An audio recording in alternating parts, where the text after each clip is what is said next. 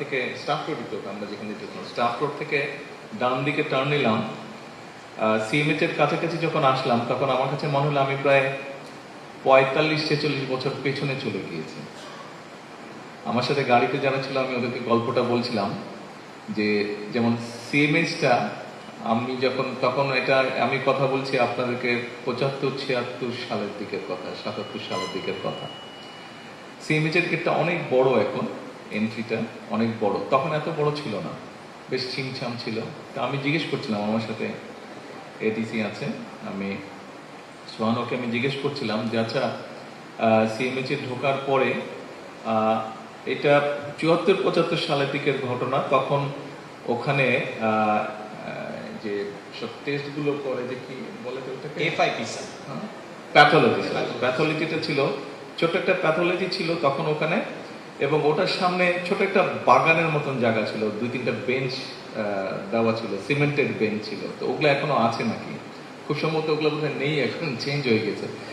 তারপর আমি বললাম যে একদম সোজা গেলে হাতের বাম দিকে ছিল ফ্যামিলি ওয়ার্ড, আর ডান দিকে তখন স্টাফ সার্জন বসতো, টিনের ঘর ছিল, স্টাফ সার্জন বসতো। তো আমার জ্বর টর হলে আমি তখন নিজেই গাড়িটা রাখতাম, গাড়ি আসলে আমি নিজে একাই চলে যেতাম স্টাফ সার্জন দেখে। খুব সময় স্টাফ সার্জন হিসেবে ছিলেন মেজর আনোয়ার নামে এক ভদ্রলোক ছিলেন স্টাফ সার্জন। তো তারপরে প্রায় প্রতিদিন বিকালবেলায় আমরা কয়েক বন্ধু ছিলাম, আমাদের বাসাতে ছিল শহীদ মনির রোডে, ওখান থেকে সাইকেল নিয়ে বেরোতাম আমরা, 7-8টা সাইকেল চালাতে চালাতে আমরা এখানে আসতাম। সিগন্যাল যে মসজিদটা আছে দেখলাম, মসজিদটা এখন অনেক সুন্দর হয়ে গেছে, বাট মসজিদটা তখন একদম সাদা পেইন্ট করা না, তখন চুন ছিল, এমএস এর একটা ফেমাস সাদা চুন ছিল, সেটাই সব জায়গায় থাকতো, এখন করে কিনা আমি বলতে পারবো না। তো মূল বিষয়টা হচ্ছে যে এই এলাকাটা বহু পুরনো, আমরা যেখানে বসে আছি তখন এখানে শিয়াল বাঁদর এগুলা ছিল, জঙ্গলের মতন ছিল এই জায়গা, কিছু ছিল না এগুলা। আপনারা অনেক সুন্দর একটা জায়গা দেখছেন এখন, এগুলা জায়গা তখন কিছুই ছিল না, রাস্তাটা অনেক সরু ছিল, রাস্তাটা এত বড়ও ছিল না।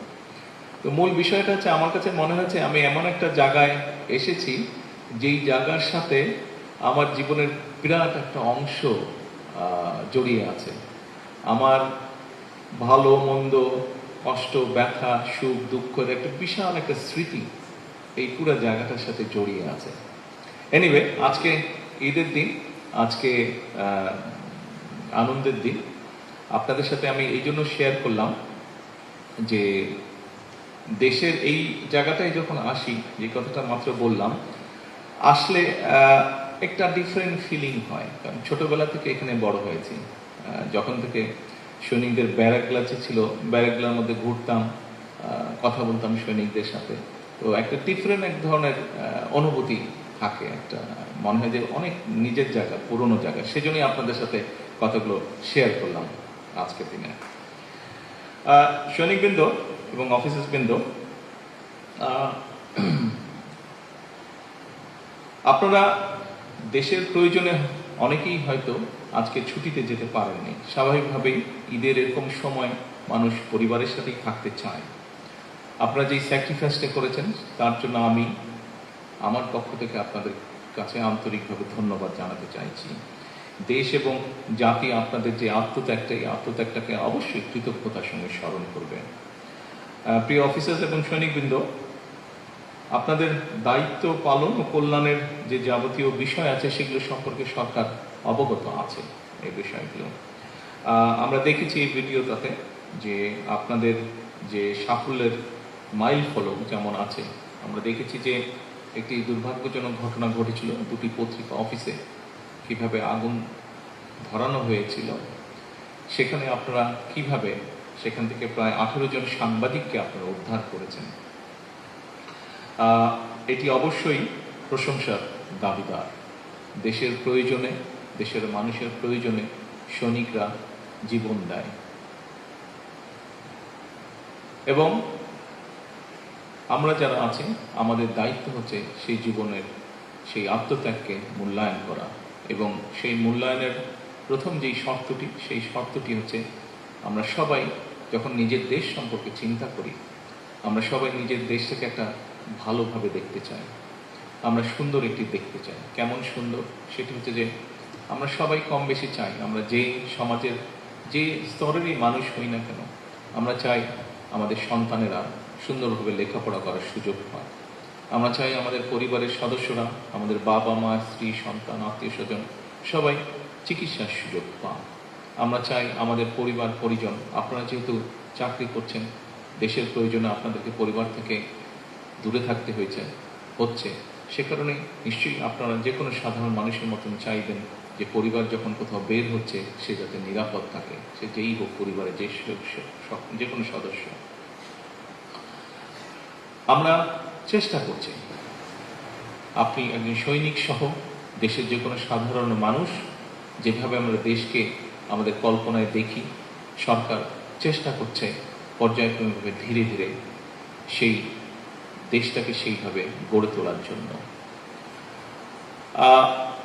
আমি বাংলাদেশে বহু বছর থাকতে পারিনি। কেন থাকতে পারিনি আমি সে বিষয়ে যাচ্ছি না, এবং সেই সময় ভালো মন্দ কি হয়েছে দেশে কম বেশি আপনাদের ধারণা আছে। আমরা দেশটিকে আরো বেটার জায়গায় নিতে চাইছি। প্রিয় সৈনিক এবং অফিসারবৃন্দ, আমাদের সবারই নির্দিষ্ট কর্তব্য আছে, এবং এই নির্দিষ্ট কর্তব্য যদি আমরা যার যার অবস্থান থেকে সঠিকভাবে পালন করতে সক্ষম হই, সঠিকভাবে পালন করি, অবশ্যই ইনশাআল্লাহ আমরা আমাদের যে কাঙ্ক্ষিত দেশ, সেই দেশটিকে আমরা ধীরে ধীরে গড়ে তুলতে সক্ষম হব। আজকে এই ঈদের দিনে আসুন আল্লাহর কাছে আমরা প্রার্থনা করি, আল্লাহর কাছে আমরা রহমত চাই।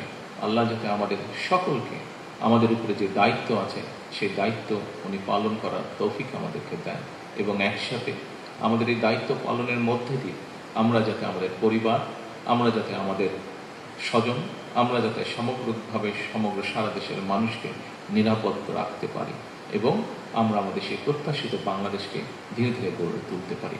আজকে এই ঈদের দিনে আল্লাহর কাছে এটাই হোক আমাদের চাওয়া। প্রিয় সৈনিকবৃন্দ, অফিসারবৃন্দ, আপনাদের সকলকে আবার ঈদের শুভেচ্ছা জানিয়ে আমার বক্তব্য শেষ করছি। আল্লাহ হাফেজ। বাংলাদেশ।